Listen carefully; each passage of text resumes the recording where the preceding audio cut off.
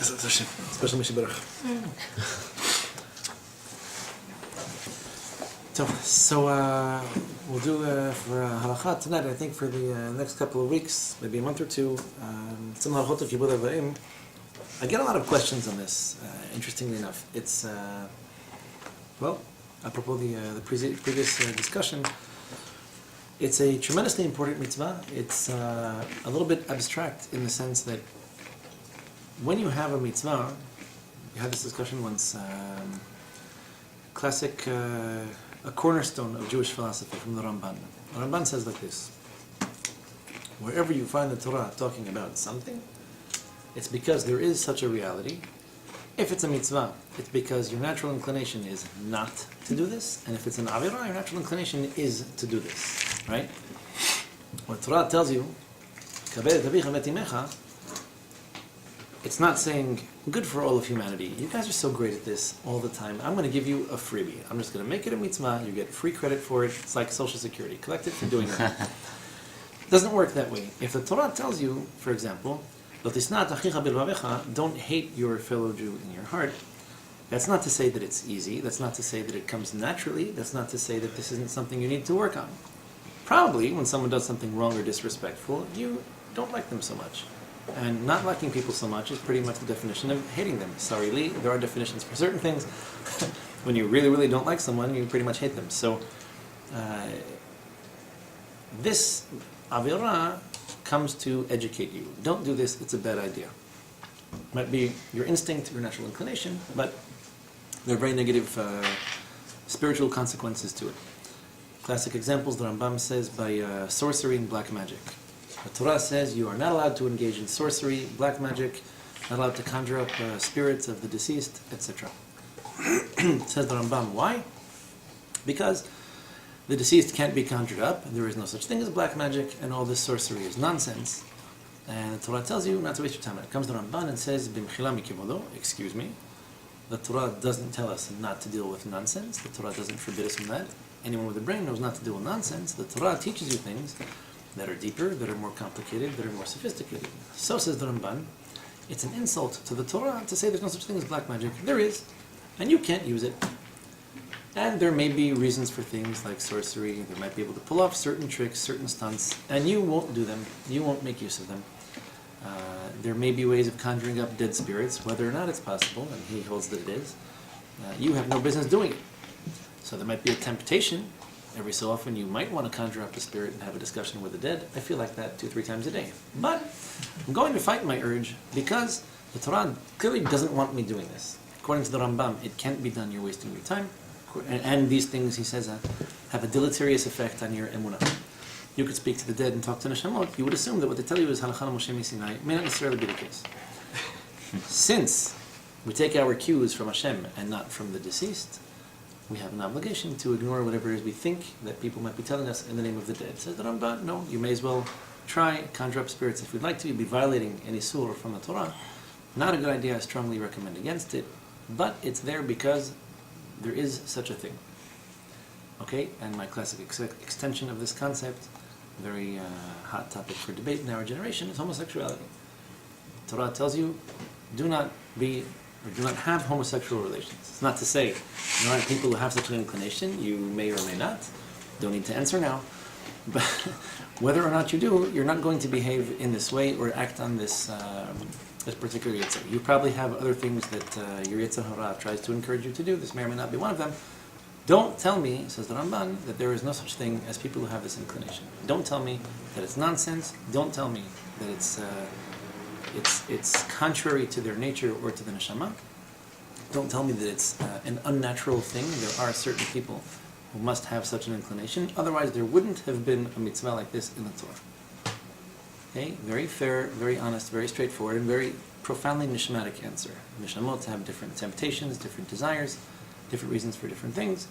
What tempts you doesn't tempt other people, and what interests you doesn't interest other people, your strengths or their weaknesses, etc. So, when it comes to Kibbud Avayim, especially to a mitzvah that's repeated several times in the Torah, you really need to put this in the proper context, as we have just established, to appreciate the fact that if it appears once, it's probably not an easy thing to do, it's probably not even your natural inclination. If it appears 2 or 3 times, It's really hard to do. It's really contrary to what might come to you naturally. You're going to have to work extra hard on this, or the mitzvah goes to lengths, expects things from you in this particular area of life. You're going to have to make super extraordinary efforts. So the mitzvah of not eating Yidan Hashem appears once. It's not repeated anywhere in the Torah. Very few is the only example of such a mitzvah. It appears once, never repeated again. And as such, there's a few, but as mitzvot that pertained from before the Torah was given to after, the only one that wasn't repeated. And as such, we have to assume we shouldn't be doing it, but that this mitzvah may not be on a supremely higher level than many other mitzvot that we have. The fact that a mitzvah is repeated a few times really puts an emphasis on it. So we're going to find in these halachot, there are some pretty extreme examples. There are some pretty classic cases, anecdotes of individuals who really excelled in this mitzvah. There's a tremendous reward for doing it, a tremendous punishment for not doing it, etc. Really a fundamental spiritual cornerstone of what it is that we believe in and what it is that we do. Just bear that in mind. I think even before we get into the technical details of it, you might ask yourself the question, why is it so hard? This we don't have all that much literature on. It's funny. We have all these expressions about it. Even if your parents come and throw your wallet into the ocean, you're not allowed to embarrass them or yell at them or get mad at them. Maybe you could take them to court. But no, it's true. There isn't anything like this. But you're not allowed to do it in such a way that embarrasses or humiliates them. What makes Kibbud Avayim so hard? Chazal identified this famous midrash. There are only 2 mitzvot in the entire Torah for which there's a reward promised. The rest of the mitzvot, we don't know what the reward is. We have to assume it's really good. We don't know exactly, specifically what it's going to be, how much bigger or smaller my portion in the world to come would be if I did or didn't do it, or if I did more or less of it. The only 2 mitzvot that have a reward associated with them, explicitly, are Shiloh Hakin and Kibbud Avayim. Shiloh Hakin, chasing away the mother bird before taking the eggs or the chicks, and honoring your parents. Yeah, those are 2 really comparable mitzvot. If I had the choice between honoring my parents and chasing away birds, I'd chase the pigeons like my kids do at the corner on the bus stop, because it's funny. The chick and the birds will all fly in the same direction when you run after them. Every time you do it, 365 days a year. It's not going to change, and it's still funny. Why are these 2 mitzvot the only 2 mitzvot for which we have the rewards specified in the Torah? Leman yarichu nemecha v'yitavach, leman yitavach v'harach tayamim. Says the Midrash, Shiloh Hakin is mitzvah kala shebakalot. This is the easiest of the easy mitzvot. So there is such a thing as easy mitzvot, and there are easier ones. This is the easiest of the easy mitzvot. How hard is it to chase away a bird? My 2-year-old son knew how to do it. You run after them, they run away. It's really not that hard. They don't fight, they don't argue, they just go. Mitzvah Kibbud Avayim, Chazal said, mitzvah kasha shebakashot. This is the hardest of the hard mitzvot. Keeping Shabbat doesn't necessarily mean you have to fight or argue with someone, or accept opinions that you don't like, or do something someone told you. Hashem told you to keep Shabbat, okay, but Shabbat can be fun. You can eat, you can sleep, you can drink, you're 90% of the way there. Why is the reward for Shiloh Hakin the same as the reward for Kibbud Avayim? Says the Midrash, because the reward for all the mitzvot is infinite. All the mitzvot, if the simplest of the simple mitzvot promises you a portion in this world and the world to come, the hardest of the hard mitzvot are the same, so it's probably true for all the mitzvot. So if the hardest one and the easiest one, they're both there. Another really interesting concept that I haven't seen anybody write about. You think of another interesting connection between Shiloh Hakin and Kibbud Avayim? The reward is the same. There must be something else in common with them, no? So they both deal with children and parents. Yeah, mother. Isn't that interesting? So all the mitzvot that you could have chosen, the mother bird is, says the Midrash, Osechet b'yeshuvo shel olam. She is doing what she's created to do, which is to procreate and fill her ecological niche. And your parents are doing what? Pretty much what they were commanded to do, which is to procreate, raise kids, hopefully normal ones, and support them, educate them, etc. So apparently the easiest of the easy mitzvot has to do with, well, I guess marriage in a way, procreation, and a certain respect for that institution. And one of your biggest challenges in life, maybe your biggest challenge in life, the single biggest challenge in life, is going to be respecting your place in this framework, in this context. Your parents are the ones who brought you into this world. As famous comedian once said, they can take you right back out of it, make another one that looks just like you. And you have an obligation and a responsibility to honor them. If you wanted to theorize, to hypothesize, what makes this mitzvah so uniquely difficult, what would come to mind? I'm sure you're all superstars at Kibbud. I'm the only one here who has challenges and difficulties in it, so please give me your advice. We recognize that we, as human beings, are finite, make mistakes, and are fallible. And at a certain point, it's difficult to accept authority from somebody who we know is also human, finite, fallible. It's easier, let's say, to accept that kind of authority from an infinite power who we can't see or hear or touch, and who we believe created all of reality, but it's more difficult maybe to accept that from something that's finite. Right, so I think you're still 100 steps ahead of where most people are holding. First of all, do you really think it's easy to acknowledge that you yourself are fallible, make mistakes, imperfect, etc.? Do you think most people have arrived at this conclusion? I don't know. You asked me a If question. you had to nail a percentage to this, you think 3% of people out there believe that they are imperfect and need to work on themselves? If you want me to put it more simply, it's difficult to accept authority. Correct. First of all, they're an authority figure, difficult to accept. I'm 100% with you. It is difficult to accept anybody's authority. Nobody likes to be told what to do. We'll have to try to figure out why. But no one likes to be told what to do. Do you like more or less having your own parents tell you what to do? I don't have these same obligations to my boss, the same obligations to my older siblings, or the same obligations similarly. Well, your But boss To tells laugh. you what to do, and it's easier to accept than your parents telling you what to do. why is that the case? It's a very good question. What Because about your there's, boss? Your boss has something there's an to hold over established your head. convention. Well, you're saying extortion. My boss can threaten me. Can fire you. Can if fire. you do what he says. So I'm not going to be quite as negative. How about my boss pays my bills? The reward that I receive from my boss is something tangible, something fun in a way. I get to spend it on whatever I want. So I put up with a certain amount of garbage in order to afford the liberty of doing what I feel like doing with the money on my own time. So unless I work in finance, I have evenings, I have weekends. There are things that I can do when I feel like it with the money that I have earned. And my parents don't give me such a tangible reward. It's a much more difficult relationship. It's also expected. Expected so it makes it more difficult or makes it easier? No, it makes it easier. What's easier? It makes it easier to disregard authority from your parents or to not, because you expect them to give you what they give you. But Can your they boss- expect you to give them respect and acknowledgement? They can, but you won't.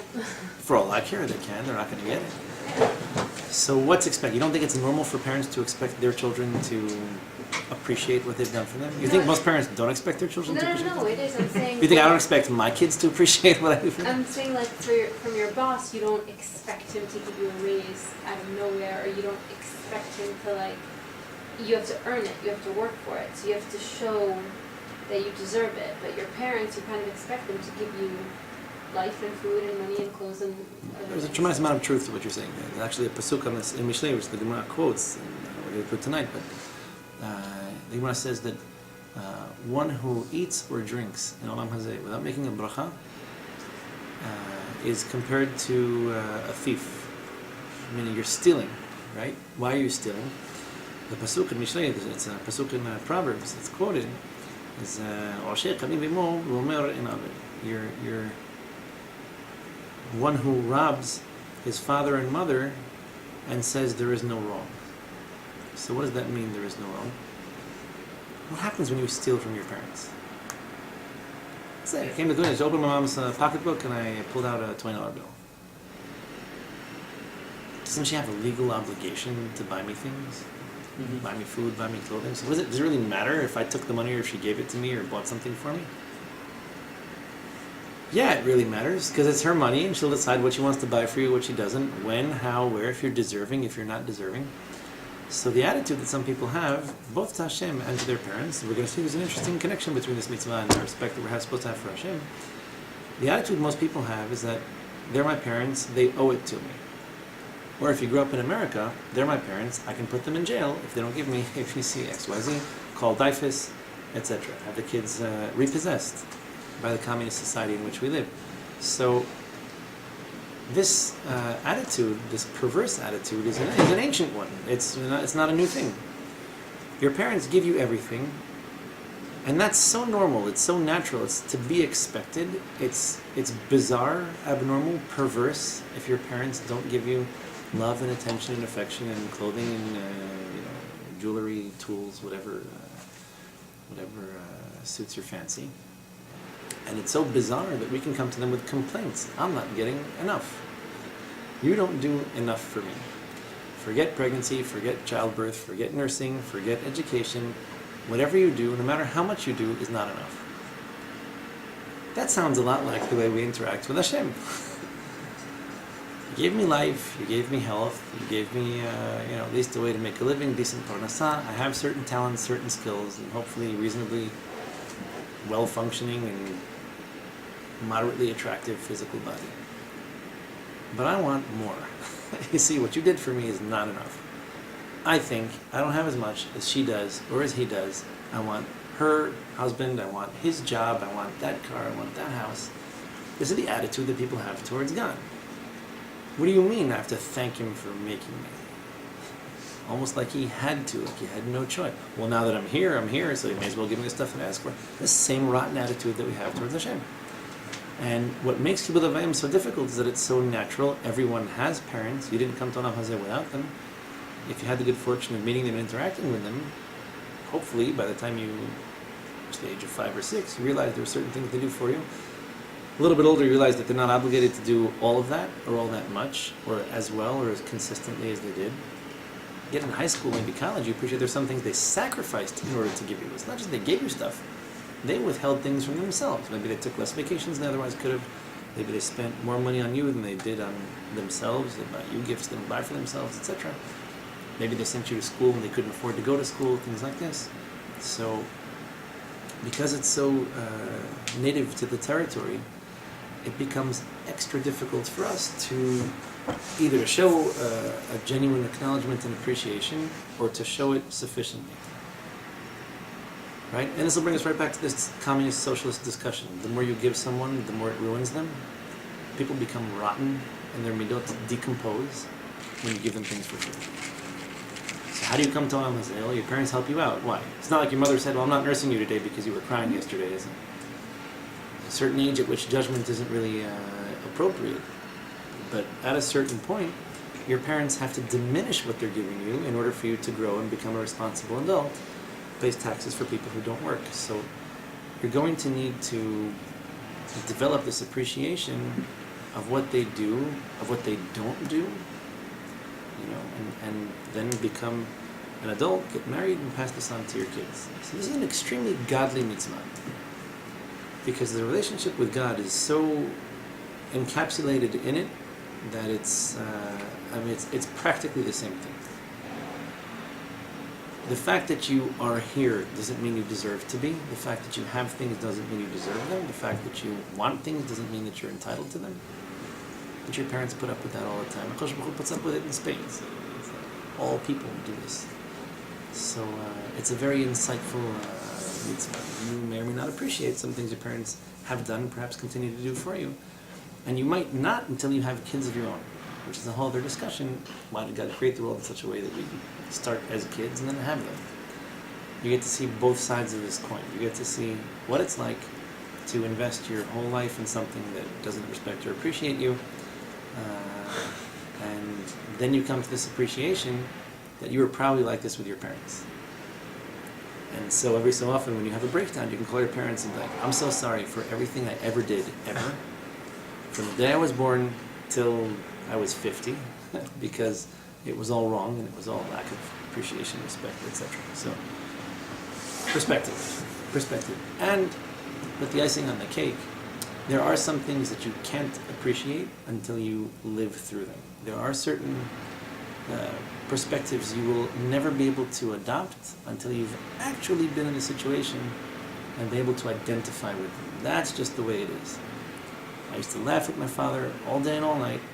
you know, son, you're going to grow up one day. When you have kids of your own, you're going to understand, okay, very funny, I get it, I appreciate it, I understand the concept. Then you have kids of your own, and you're like, wow, does that hurt? That stings. He was right. He called this 25 years ago. You know, it's the same. All the same tricks I try to pull on my parents, my kids are pulling on me. And so it's one thing to hear about it. It's one thing to see other kids and play with nieces and nephews. No. Having your own kids is a whole other thing. You have to invest in these kids and then let them spit in your face in order for you to appreciate. And you take a step closer to God and be like, wow, there are 7 or 8 billion people doing this to Hashem every day, all the time. And so the godly thing to do is to look past it and not lose hope and try to educate them and inspire them to do more and be better. The less godly thing to do is to kill them or to beat them or abuse them or take out anger. The whole concept of patience and mercy and giving people a second chance. And Hashem does it for us. So we have kids that are lacking in experience, that are lacking in sophistication and intellect and emotional responsibility, and your job is to bring them to the point that they're able to interact with the rest of the world as adults should. So, just a quick intro to this one. Yeah. Quick, you don't have to delve into it now, but I find it difficult to relate what you just said, just some of the halachot which pertain to specifically not following what your parents say.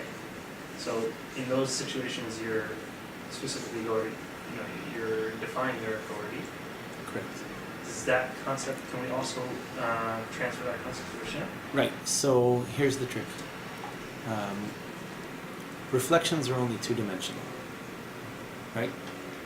You look at something in the mirror and you get a 2-dimensional representation of it, and you can discern perspective and you can discern depth perception, but it's the image itself is 2-dimensional. So there's only so much that you can infer from your relationship with God whenever it involves physical beings. So you have to honor your parents. What happens if your father is an Am Haaretz? What if he's ignorant? What if he's genuinely wicked? What if he's a politician? How do you apply your knowledge and understanding of God to a parent who's a politician? In 2013, 14, maybe your mother's a politician. Just as dirty, doesn't matter. How do you apply this to the godly perspective? So obviously certain things are going to carry over and certain things won't. And that's where you'll find things like exceptions or exemptions. Or where you'll be surprised to hear that even certain things don't change. So it could be that your father or mother are exceptionally wicked people. Maybe certain things you would do to certain wicked people you wouldn't do to them. Maybe certain, if it's publicizing something, if it's protesting it, leave it to someone else. As a concept, as an idea, there's a correlation between you being the child of these parents and understanding your relationship with HaKadosh Baruch Hu, with the Shekhinah, with the non-physical world, and naturally that's going to have its limitations. Fascinating metaphysical question to ask is, why was I born to these parents? That's a great question. I think everybody asks themselves. Not everybody's a metaphysicist, but everyone asks themselves these questions at some point. Why this father and that mother and these kids? Why in the same family do you have one son in Kollel and a girl who's adopted Buddhism? I don't know. Bizarre situations sometimes. Is it because of the parents that their kids are like this? Is it despite the parents that the kids are like this? Good questions that are really hard to answer. But at the end of the day, whenever something has a bearing on your relationship with God, the more physical the example or the manifestation, the less high fidelity you can claim it to be. People have free will, and they may make bad decisions. And I guarantee you, halacha accounts for the fact that your parents are people and they are imperfect. And despite it all, you still have to accord them respect and dignity, and, take care of them, etc. So in some cases, it doesn't even matter what they do. It's by virtue of the fact that they're your parents, you're obligated to interact with them a certain way that you don't interact with anyone else. And in some cases, it may depend on what they do and what they don't do. So that depends on. Yes, so when having it, for example, God says having a child is tantamount to becoming a partner with HaKadosh Baruch Hu in His creation. People have kids, some people don't. Some people have successful kids, some people not so successful kids. So, in general, on the whole, there's a lot you can learn from it. It's not to say that you become God when you become a parent. You may think you are. You may think your kids should respect you like they respect God. And have kids, you'll actually realize it's not the case. You have to earn that God thing. Okay. So, we're in the Tur Yoredea in Siman Rish Mem. Interestingly enough, you always have to appreciate this. The juxtaposition of these halachot, in other words, the Tur could have put this in any random order he wanted to, but this is Siman Rish Mem, so Siman 240 in Yoredea, which is actually pretty big and has a lot of miscellaneous mitzvot to it, and we go from Kibbud Avayim to the kavod that you're supposed to have for a Rav, for which the Gemara says very explicitly, your spiritual father, so to speak. Not to sound too Catholic. And from there you go to from there we graduate on to the halachot of learning Torah, of teaching Torah, and the halachot of Sefrei Torah. So it's a very interesting progression. You start with your parents. Your parents are your parents regardless of what they do and how they do it. A Rav is maybe a parent that you choose for yourself, so to speak. And then the respect that you have for people who learn Torah also extends to how you learn what you learn, what you're supposed to learn, how often, etc. Just putting that in the context. Anyhow, mitzvat aseh shechabed adam avihu imo v'yorah mipenehem. There is a positive commandment, in fact, a few of them, that require each individual to have honor, respect, kavod, whatever that means, for your parents, and to have a degree of yirah from them. So, quick definitions: kavod. The etymology of the word kavod. Kaved. Kaved. Not kaved like liver. Kaved like difficult. Heavy, literally. Difficult is actually a figurative use of the term. So, if I have kavod for someone, then I allow this person to be machbid, to weigh me down, so to speak. I allow them to be a burden to me. So, without saying that, all right, I'll honor you. I was going to do this or that, but I guess I'll change my plans. That's not kavod. That's telling them how heavy you find them and how uncomfortable the situation is. You allow your parents to weigh you down a bit, and that's okay. That's fine. They're going to get older. They're going to need your help, and hopefully they'll be there to provide it. So, weights or burdens that you wouldn't tolerate coming from certain other people, you're going to tolerate coming from your parents. The very word implies there are certain things they're going to weigh you down with that you're not obligated to put up with if they were to come from someone else. So kavod means I give them more than I would give other people. I accept upon myself more of a burden with them than I do with other people. Yirah literally means fear. That's a mistake. If you stop there, you've made a mistake. Your job is not to be afraid of your parents, because when they're in their 70s or 80s, they're not that scary. It's not, I'm afraid that my mother's going to hit me with a spatula or my father's going to beat me up. It's, I am afraid of offending them. Okay? These are two sides of the same coin. There is honoring your parents, like doing nice things for them. And you can do nice things for people and still berate them and offend them. So, your goal is to do good, nice, friendly, sweet things for your parents as a sign of respect. And the other side of this respect is negative. Not negative like bad, negative like one is proactive and the other one is refraining from certain activities or certain words or certain situations in which they're going to be offended. So your goal is to give your parents honor and not to offend them, not to dishonor them, not to disgrace them, not to embarrass them, etc. Examples, and we'll give a few in just a bit. Giving your parents honor would be helping to take care of things they need done around the house, helping them with groceries, helping them with food, with water, with clothing, helping them up out of bed, helping them back into the bed, etc. These things become more and more difficult as you get older. So these are positive examples of getting up and doing something. Yirah speaks to Yirah speaks to the things that you avoid doing so as not to offend or insult or irritate or anger your parents. So how do you perform that aspect of it? My father has a seat at the table and I don't sit there. My mother has a special certain seat at the table, I don't sit there. By the way, by extension, you have to learn these things. When you have kids of your own, not because you want to be in Ayatollah, a sheikh. Ima has a seat. Not because Ima needs a seat, because the kids need to know that Ima has a seat. That's Ima's seat, we don't sit there. Say it to a child who's 1 or 2 years old, they'll get it. They'll get it after the first few times they figure it out. I'm happy you want to sit at the table, that seat is good. Even Ima's not sitting there. I can give Ima respect, or I can not disrespect Ima by not sitting in her seat. Right? That's hugely important. We don't really get that. There are certain things. I have a cool ringtone too. So we are, unfortunately in our generation, we're used to this deformalization of society.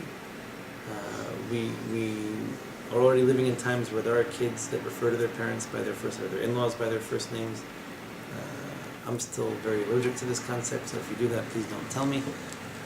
Grew up somewhat traditional in that sense, that everybody's Mr. or Mrs. unless there's a good reason for them not to be. But there are certain boundaries that you don't cross, halachically speaking. Yes, technically, if your mother doesn't care that you're sitting in her chair, you can. The question is, why would you want to? Even if Ima's okay with it, there's nothing wrong with me saying, I still don't want to sit there. You're a special chair. Sign of respect. So, father has a certain seat in the Beit Knesset. I'm not going to sit there and sit next to him. There are certain things that you're not going to do so as not to damage the respect that you give them or the honor that you're supposed to be shown. Anyhow, it says the Torah, one needs to be extremely careful in both honoring your parents and fearing, and really it's so, understand fear as fear of disrespecting or fear of disgracing them or fear of dishonoring them, something.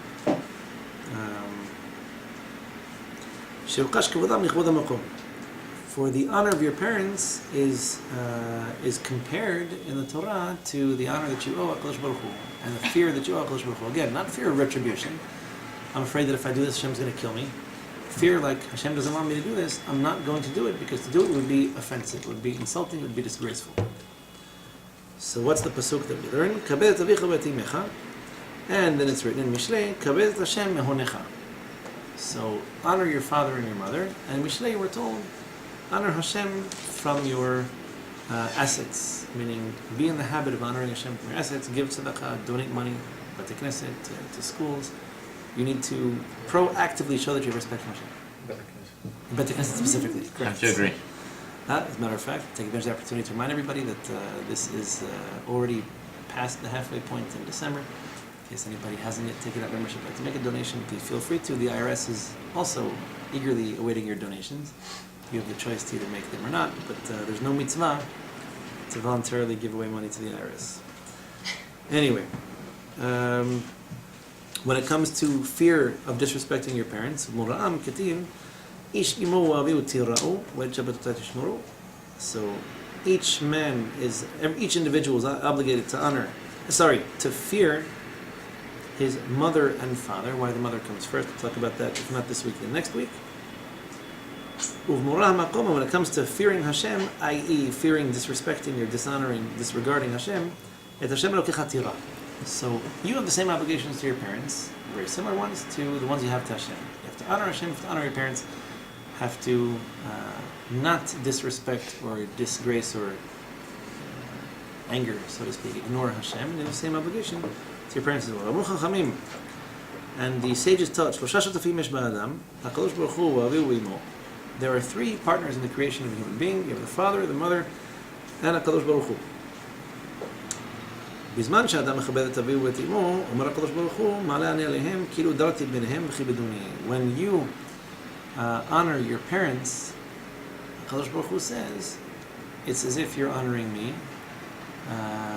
It's It's as if my Shekhinah dwells amongst you, and you're showing me the same honor. Very interesting concept. When you do what you're supposed to do, it's as if to say, and perhaps directly saying, that acquiring the midot that come along with Kibbud Avayim is the point. So you honor your parents, not because your parents are deities, some of them might think they are.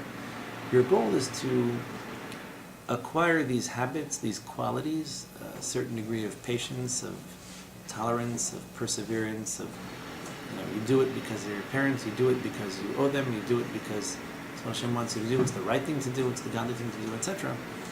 And by honoring your parents, you become closer, so to speak, to God. Not closer geographically, closer nishmatically.